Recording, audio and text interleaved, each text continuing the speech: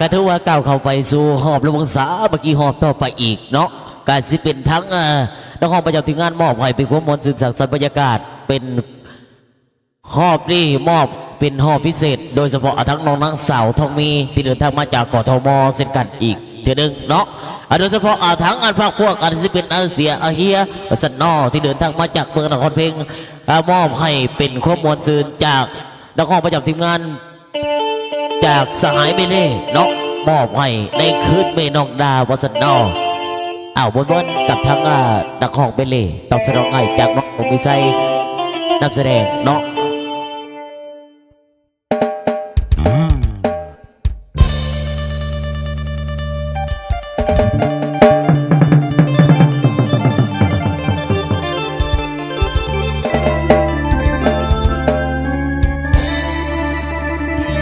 เห็นลายขึ้นหันสองเฮานั่งลงกันแม่นอกนั่นบ่ให้อยู่เพื่อนหมดไฟ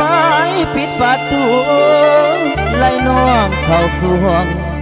เสียงห้องเอิ้นดาสายว่ามืออื่นมึงอยากได้กายมาสู่เงินกูบ่จักหมูจักหมาเพิ่นด่าไปอ้อยน้อจนเกียงเสียงนี้ยังดังก้อง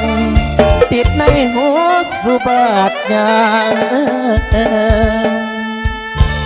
อายลาก่อนเดินทางที่คนทางให้แม่น้อง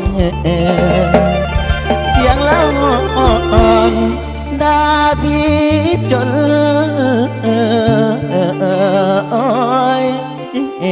นะ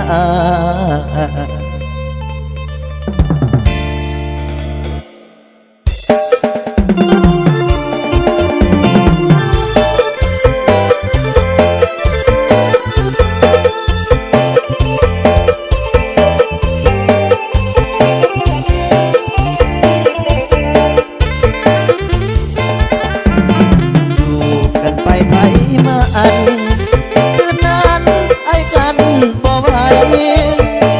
คืนที่แม่น้องด่าไอ้นี่นะจนน้ำตาไหลจังแม่นแม่น้องเฮ็ดไรปิดหมดไฟเลยเจ้าเข้านอน